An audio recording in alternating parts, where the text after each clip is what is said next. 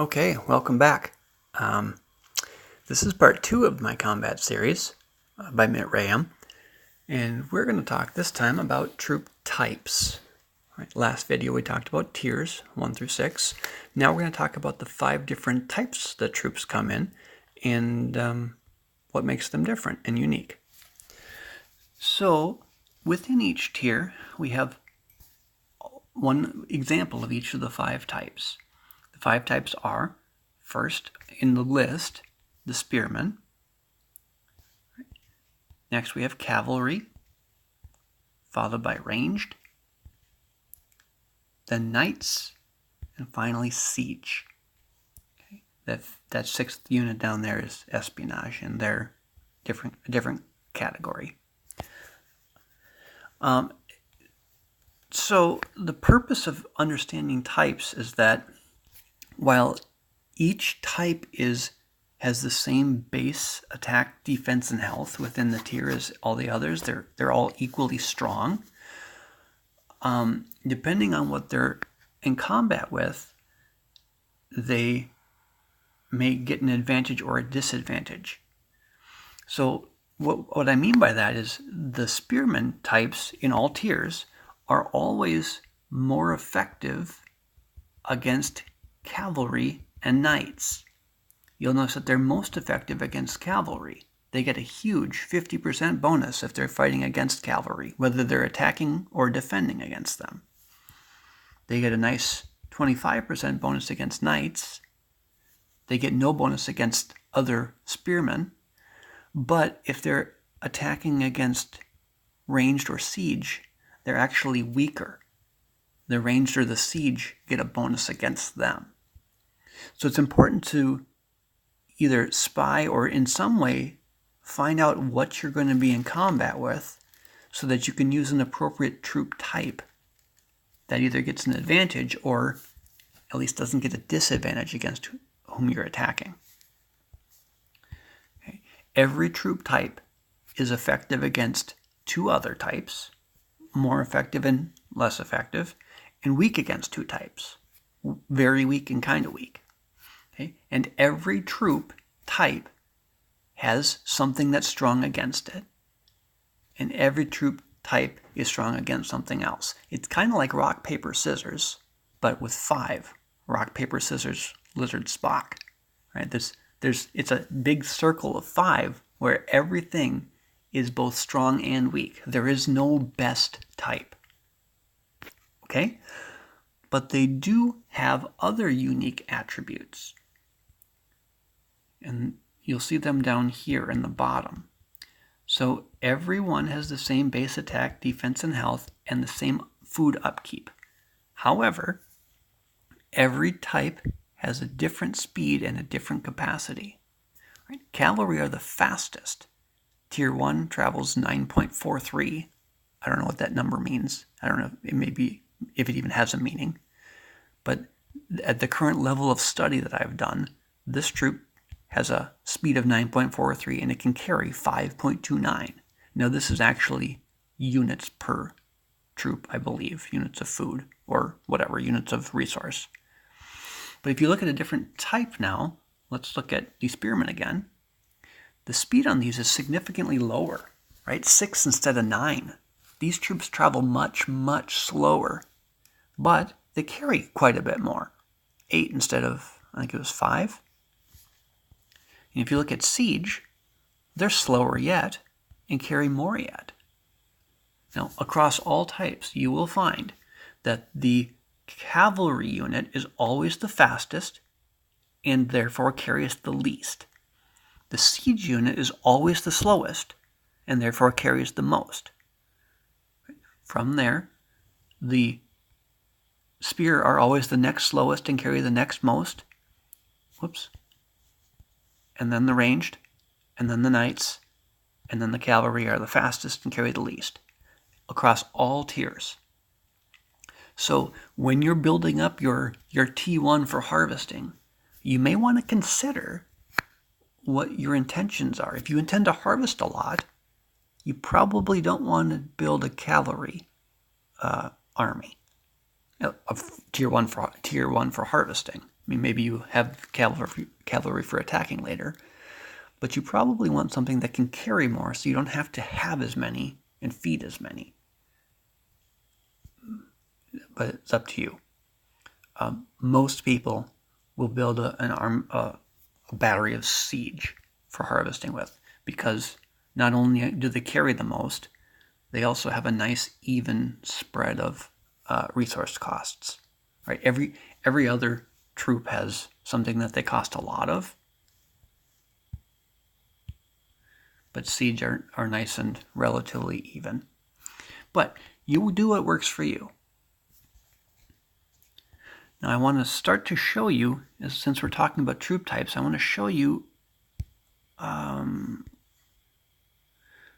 the effect of using types that are strong against other types in combat.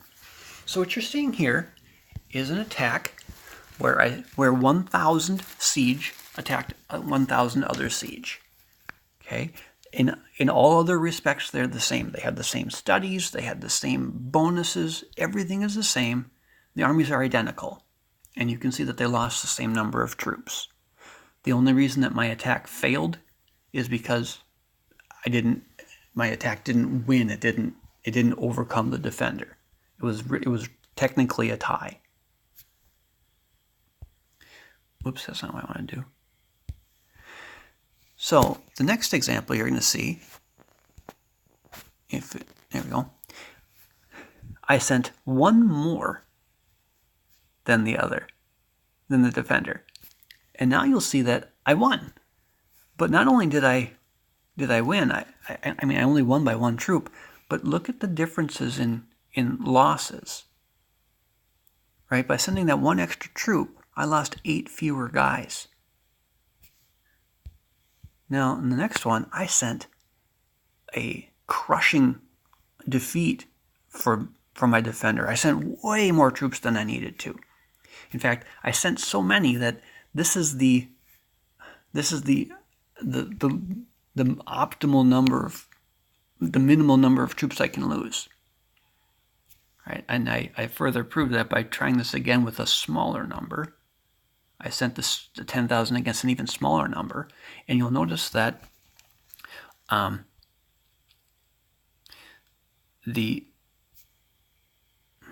got to back up here because I didn't tell you that yet. When you're attacking or defending and you lose, the most troops you can lose is 80% of what you have in the combat. 80% of each specific troop type and tier. So if you've got 5 of every troop in every tier, you'll lose 80% of each of those. If you've got 500 of each type in each tier, you'll lose 80% of each of those. But if you go back through these reports I was showing you, you'll notice that every time someone lost, they lost 80% of their army. There's only one troop, but you'll see that coming up in the future. Oops, I went too far. Now, the winner, though, back at the beginning, the winner, in this case, there was a tie. We both lost 80%. But here now, by winning by just a tiny margin, I lose fewer than 80%. Right? I lose less than 80% of what I sent. And now, by sending a very large force, even though I'm attacking the same number of troops, I'm no longer losing 80% of that number. I'm only losing 51.5%. And I kind of messed this up because I don't have completely unbuffed troops. I don't have a city with completely unbuffed troops anymore. I've got 1% offense, defense, and health on those siege. So that's slightly affecting this percentage here. I don't actually know what the minimum percentage of troops that you can lose is. It's around 51.5%. I think, close to 52 probably. But that's if you're completely unbuffed. There are ways to make that percentage even smaller, right? We'll talk about that in the next video.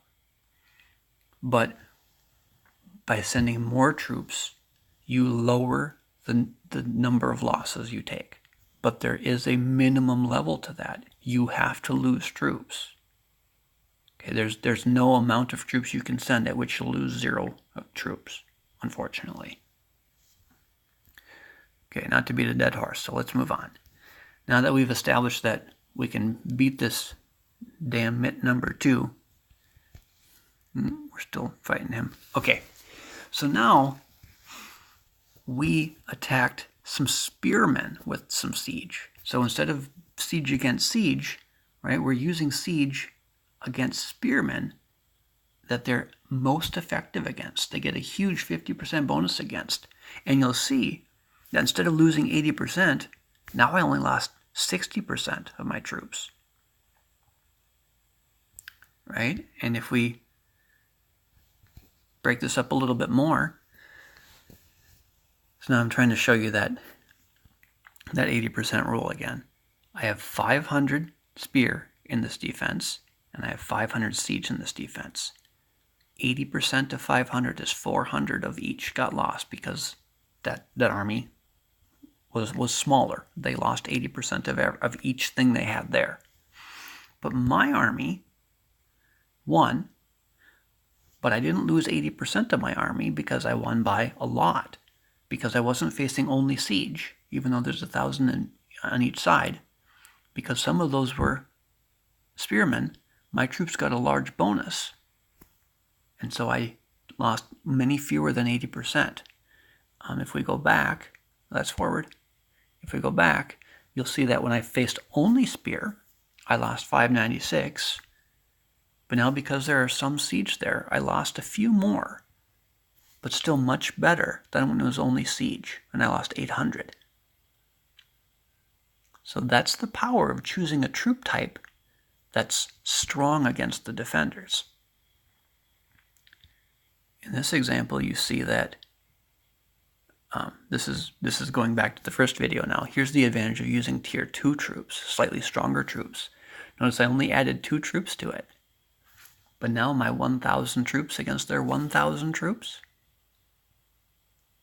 I won, and I won by enough that I've lowered my losses by 10 troops from that 80% level, just by adding 2 tier 2s. If this had been all tier 2s, I would have won significantly, and I would have probably been closer to that 51.5% loss rate. Okay, I think that's all I got to talk about troop types for now. Like I mentioned in the last video, all of these studies that you're doing, military, hero, these are all related to troop types. Some of them are specific to types, right? Spearmen, ranged cavalry. Some of them are across all types, all army health, right? All army offense. But it's very important to pay attention to what troop types you're using against the other person's army. Thanks for watching. Next video, we're going to talk about buffs, or maybe hero.